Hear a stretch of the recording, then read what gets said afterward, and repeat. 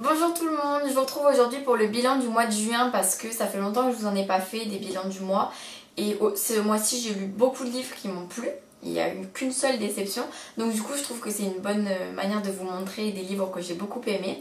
Il y en a donc 8, donc je vais aller assez vite parce que je ne vais pas vous ennuyer. On va commencer tout de suite, du coup voilà.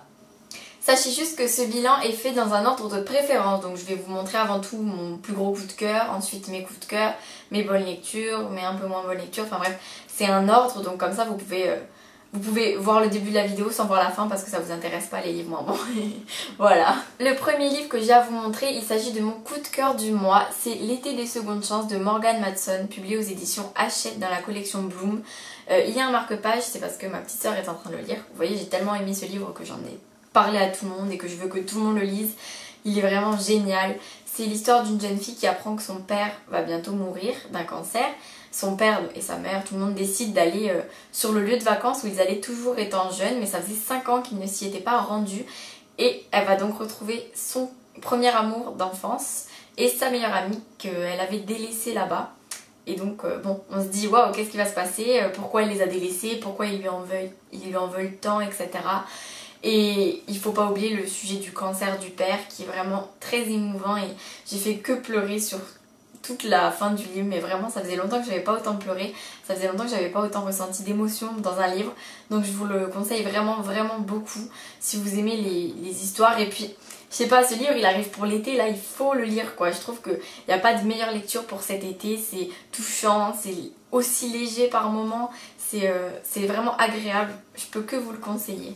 Mon second coup de cœur ce mois-ci, il s'agit de A Kiss in the Dark de Kat Clark, publié aux éditions Robert Laffont dans la collection R. C'est une histoire extraordinaire, vraiment, j'ai trouvé ça génial. Le début, j'avoue qu'en fait au début j'étais un petit peu moins dans l'histoire parce que ça ressemblait moins à Kat Clark. C'était moins noir, moins sombre, tout ça. Mais finalement justement on s'y habitue vite et puis on aime bien le fait que ça change, que ce soit un peu plus gai, plus plein d'amour, de sentiments et tout ça, mais il faut pas oublier que ça reste quand même Kat Clark, donc ça reste un peu noir par moment, et c'est vraiment excellent cette histoire de un couple avec un secret qui est vraiment époustouflant, un secret qui nous est révélé dans les 10 premières pages, donc ça aussi c'est assez extra, c'est qu'elle arrive à nous faire durer tout le suspense pendant tout le livre alors qu'on sait déjà le secret en fait. Bon, bien sûr il y a d'autres événements, il y a plein de surprises, il y a plein de retournements de situation, les personnages sont excellents, ils sont vraiment super profonds et bien recherchés, je les ai trouvés vraiment super agréables, j'ai adoré. Je peux que vous conseiller ce livre, que vous ayez lu des Kat Clark ou non, parce qu'il sort du lot justement. Les autres ont tous un aspect beaucoup plus sombre comme je disais, et là on entre plus dans l'amour, l'histoire qui finit sur de l'amour, enfin je sais pas, je veux pas du tout vous spoiler, non, je veux rien vous dire, mais je peux vous dire que celui-ci il vaut vraiment la peine d'être lu, voilà. Troisième livre, troisième coup de cœur, il s'agit de Divergente 3 de Véronique Arotte, publié aux éditions Nathan. C'est, oui comme vous pouvez le voir, j'ai aimé beaucoup de citations dans ce livre. En fait, c'est le dernier tome de la saga et il clôt la saga merveilleusement bien. Mais vraiment, si vous avez lu que les 2 premiers tomes, n'hésitez pas à lire celui-ci. Bon après c'est un peu stupide de vous dire ça parce qu'en général, quand on lit une trilogie, on la termine. Sauf si on n'a vraiment pas aimé, mais celui-ci il est vraiment génial. C'est pas mon préféré des 3, j'en ai aucun que je préfère, ils sont tous super. Mais celui-ci, il y a des événements qui sont vraiment, on se dit mais c'est pas possible, elle veut nous tuer quoi. Et je sais pas, je trouve que justement elle l'a très bien fait de mettre des événements qui sont assez, comment dire, perturbateurs et choquants. Parce que du coup on s'y attend encore moins et c'est le genre d'événement qu'on n'a pas dans tous les livres. Et moi, pour ma part, c'est le genre d'événement que j'aime beaucoup parce que c'est vraiment digne d'une fin de roman. Mais voilà, je veux rien vous dire de plus, il faut que vous le lisiez vraiment. Et si vous n'avez pas lu cette saga, je vous la conseille vivement, c'est une super dystopie, j'ai adoré. On passe au livre presque coup de cœur, c'est-à-dire une excellente lecture. Il s'agit de Love Letters to the Dead d'Ava Delaira, je sais pas trop comment ça se prononce, publié aux éditions Michel Lafon.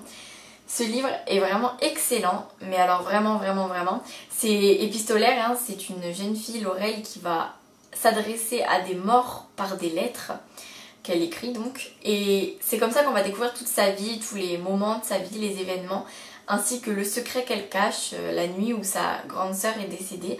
On sait qu'il y a quelque chose, on veut savoir ce que c'est, et on est vraiment impatient, c'est ça qui nous tient en haleine pendant tout le roman.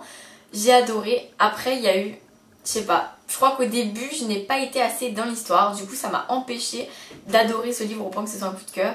Il y a eu aussi le fait qu'il y ait beaucoup de ressemblances avec le monde de Charlie, mais ça c'est pas tellement un problème parce que ça reste très différent. Voilà, c'est ça que je veux vous dire, c'est qu'il y a des éléments qui sont semblables, mais l'écriture est différente, l'auteur est différente, la plume est différente, les idées aussi, donc c'est vraiment différent. Je veux pas que vous croyiez que je fais un parallèle entre les deux, ils sont vraiment différents. Et si on trouve des similitudes, c'est aussi parce que Stephen Chbosky a travaillé avec Ava Delara pour écrire ce livre. Donc voilà, je pense que ça y joue un peu. Mais je vous conseille vraiment ce livre, c'est super touchant, bouleversant, choquant aussi. C'est vraiment beau, moi j'ai adoré cette histoire. On passe aux très bonnes lectures. Alors en première, il y a Jamais sans toi. Vous pouvez d'ailleurs retrouver ma chronique vidéo sur ma chaîne, c'est la seule chronique vidéo pour le moment. Jamais sans toi, c'est de Jessica Sorensen et c'est publié aux éditions Hachette dans la collection Black Moon Romance. Une toute nouvelle collection qu'ils ont innové grâce à ce roman justement. Et j'espère vraiment que ça vous plaira. Je le souhaite de tout cœur parce que c'est une romance très agréable, très passionnante, profonde et les personnages sont plutôt bien, enfin comment vous dire, ils sont pas trop film à l'eau de rose, même si là c'est un livre, c'est pas une romance trop romancée, heureusement, parce que ça m'aurait vraiment lassé, et au contraire justement j'ai adoré parce qu'ils ont fait vraiment une romance qui n'est pas que sur l'amour, ça aurait été un petit peu lourd, je pense. Après il y a des gens qui adorent, hein, mais moi c'est pas mon truc. Mais je voulais tester justement et je suis pas déçue du tout. Je me faisais un peu trop de préjugés et justement je suis heureuse de vous annoncer que ces préjugés se révèlent faux, que vous pouvez très bien lire ce livre même si vous n'aimez pas vraiment les romances. Bon, il y a certains moments qui vous saouleront peut-être du coup, mais ne vous inquiétez pas, ce n'est pas bourré de scènes d'amour et de gnangnan, voilà. J'ai adoré du coup l'histoire, les secrets qui se cachent, les mystères, le fait que leur relation soit si ambiguë. C'est vraiment super comme histoire, comme romance, comme lien qu'ils ont entre eux. Et j'ai hâte de lire le second tome qui sort le 16 juillet, ou alors un peu avant, je sais plus trop. Mais il sort bientôt, ça c'est sûr. Donc voilà, j'ai hâte de le lire et je vous conseille vraiment ce premier tome. Comme ça, si vous aimez, vous aurez une bonne trilogie à lire cet été. Ensuite, nous avons Maléfique, écrit par Elisabeth Rudnick, publié aux éditions Hachette dans la collection Black Moon. C'est un livre super, je n'ai pas encore vu le film. C'est l'histoire de La Belle au Bois dormant, j'allais dire une bêtise, je me confonds dans les contes. C'est l'histoire de la Belle au Bois dormant, mais c'est la méchante sorcière de la Belle au Bois dormant. Et en fait, on se rend compte que cette méchante n'est pas si horrible que ça, au contraire. J'ai adoré ce personnage, moi ça a été vraiment mon personnage préféré. Aurore est une jeune fille aussi que j'ai beaucoup aimée. Tout est bien dans cette histoire, c'est magique, on rêve, on est transporté dans le monde des fées, c'est super beau. C'est une lecture très détente et pourtant très profonde aussi. Il y a quand même des messages qui passent, des messages de paix entre tout le monde justement. Et j'ai adoré, je vous le conseille vraiment. Et je vous conseille le film si vous n'avez pas lu le livre parce que je crois que ça a été une bonne adaptation. Oui, vu qu'il me semble que le livre a été écrit après, enfin je suis pas sûre. Mais en tout cas, je vous conseille vraiment ce livre, il est génial et j'ai adoré cette histoire. Encore une très bonne lecture. Il s'agit de la toute première fois de Lorraine Straszny, publiée aux éditions Le Livre de Poche. Ce livre raconte l'histoire d'une jeune fille qui va tomber amoureuse d'un garçon. Elle va coucher avec lui directement. Elle va se rendre compte qu'elle fait une bêtise, mais tout ça va l'amener à mentir à son meilleur ami, à son père, à se retrouver dans des situations super complexes. On se demande comment elle s'est fourrée là-dedans justement. Et on se rend compte que voilà, elle va se faire manipuler, c'est pas sa faute, elle est pas... Moi je pense que beaucoup de gens trouvent que le personnage principal est insupportable, elle ment trop, etc., etc. Pour ma part, je pense qu'elle s'est fait manipuler et que donc je ne peux pas la détester pour autant. Après, j'ai aimé ce livre, j'ai aimé l'histoire qui a quand même justement des messages à propos de notre adolescence, des risques auxquels on peut faire face. Mais comment dire, la fin du livre ne m'a pas du tout plu, mais alors vraiment pas du tout. Ça se finit d'une manière, on se dit mais c'est pas possible quoi. Il y a des limites à tout et j'ai pas aimé. Mais le début, l'histoire en général est bien, donc voilà, ça a quand même été une bonne lecture et j'ai bien aimé. Il y a juste la fin, après elle est pas horrible hein, mais c'est juste que moi personnellement j'ai pas aimé, voilà, ça m'a pas plu du tout. Mais tout le reste du livre a rattrapé la fin, ce qui fait que ça a été une très bonne lecture quand même. Dernier roman à vous présenter, il s'agit de Panique de Lorraine Oliver, publié aux éditions Hachette dans la collection Black Moon. Oui, je sais pas si vous voyez ici, mais ils ont marqué Lorraine Olivier, c'est une faute bien évidemment. Je pense que ça se voit pas donc c'est pas grave. ce livre n'a pas été une bonne lecture. Enfin si, ça a été une bonne lecture dans l'ensemble, mais il y a quand même eu énormément de points négatifs pour ma part. En fait, quand j'en ai parlé avec Mathilde du blog Maman au livre, elle m'a expliqué ce que je n'avais pas compris dans le livre, ce que je trouvais complètement incohérent. Et grâce à elle, du coup, j'ai quand même réussi à me dire bon, j'ai bien fait de mettre que c'était une bonne lecture parce que voilà, c'est juste que j'ai mal compris certains points. Je pense quand même qu'il y a des soucis d'explication. C'est pas assez approfondi, les personnages non plus, les personnages sont insupportables. Enfin, pour ma part, j'ai détesté Ever et Dodge, je sais pas pourquoi. Voir les personnages secondaires qui étaient insupportables pour beaucoup de blogueurs, bah je les ai préférés, voilà.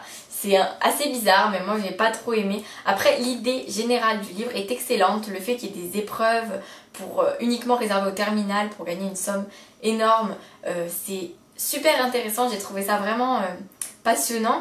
Dommage qu'il y ait beaucoup de points qui aient fait baisser ce livre dans mon cœur, quoi, dans ma note. Je suis vraiment désolée de ne pas avoir aimé. Moi, ça m'a perturbée parce que j'ai vu plein de chroniques positives. Je me suis dit, mince, il y a un truc que j'ai raté, quoi.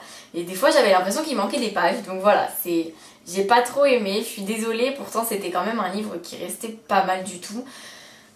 Tant pis, hein, Lorraine Oliver a su toucher mon cœur avec Delirium, mais Le dernier jour de ma vie et celui-ci ne m'ont pas du tout, mais ne m'ont pas plu comme vous le pensez. J'en attendais trop, je pense. C'est dommage, mais après je vous dis pas n'achetez pas ce livre, il est mauvais, ça a rien à voir, c'est juste que moi personnellement j'ai pas tout compris et j'ai pas tout aimé, voilà. Ça y est, le bilan du mois se termine, juin est terminé justement, on entame juillet, donc dès demain je vais pouvoir reprendre la lecture parce que demain je passe mon bac oral et après c'est fini, je serai enfin tranquille.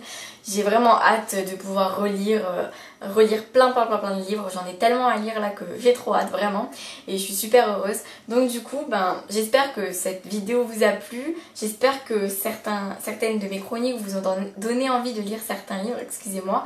Surtout pour l'été des secondes chances. Moi, je vous dis, l'été des secondes chances, il faut que vous l'achetiez, quoi. C'est pas possible, je l'ai vraiment trop aimé et je vous le conseille de tout cœur pour cet été. Justement, c'est la lecture de l'été, quoi. Pour moi, c'est le livre qui doit être lu. Bon, voilà, c'est terminé. J'espère que ça vous a plu. J'espère que vous avez passé un bon mois de juin et je vous souhaite un bon mois de juillet. Je vous dis à dans un mois pour le prochain bilan. Voilà, je vous dis à très bientôt. Au revoir.